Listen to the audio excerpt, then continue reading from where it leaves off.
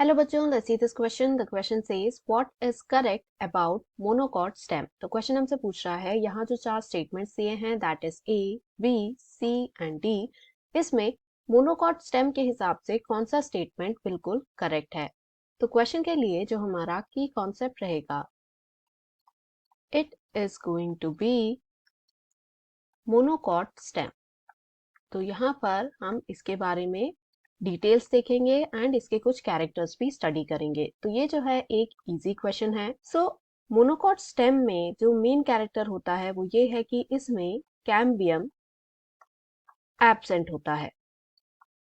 इसके अलावा और कैरेक्टर्स यदि हम देखें तो इसमें जो हाइपोडर्मिस होगा ये मिलकर बना होता है ऑफ स्क्लेरेनकाइमेटस सेल, यानी ऐसे सेल्स जिसमें बहुत ज्यादा लिग्निन वगैरह का डिपोजिशन देखने को मिलता है। तो इसकी वजह से this is helpful in providing strength, mechanical strength to the plant.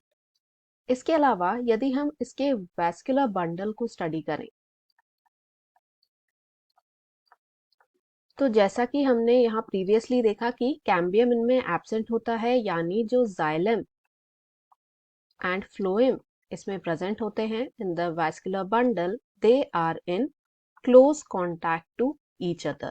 तो ये एक दूसरे के बहुत ही नजदीक होते हैं एंड इस तरह के वैस्कुलर बंडल को क्लोज्ड वैस्कुलर बंडल कहा जाता है। डायग्रामेटिकली यदि हम इस चीज को समझें तो अगर ये जो चीज है दिस इज द फ्लोएम, तो जो जाइलम होगा वो बिल्कुल इससे लग के ही प्रेजेंट होगा। So this will be xylem. तो इस तरीके का vascular bundle that is closed vascular bundle हमें मोनोकॉट्स में देखने को मिलता है। इसके अलावा एक और जो मेजर कैरेक्टर है इट इज दैट फ्लोएम को यदि हम स्टडी करें तो इसका एक component that is phloem parenchyma जो हमें डाइकॉट्स में देखने को मिलता है वो मोनोकॉट में एब्सेंट होता है।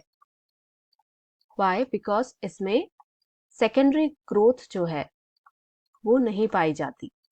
तो इसके एब्सेंस होने की वजह से फ्लोएम पैरेन्काइमा का कोई खास फंक्शन नहीं होता है। यदि हम मोनोकॉट स्टेम का डायग्राम देखें, so this is the diagram of section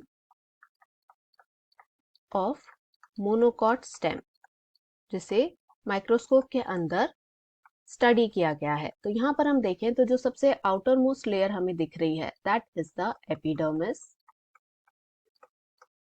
and इसके बाद जो लेयर आती है दैट इज द हाइपोडर्मिस जो कि सपोर्ट प्रोवाइड करती है, मैकेनिकल सपोर्ट। इसके बाद ये जो स्कैटर्ड बंडल्स हमें अंदर दिख रहे हैं दिस एंड दिस, ये सभी वैस्कुलर बंडल्स हैं जो कि कंप्लीटली स्कैटर्ड रहते हैं without any cambium in them in the ground tissue।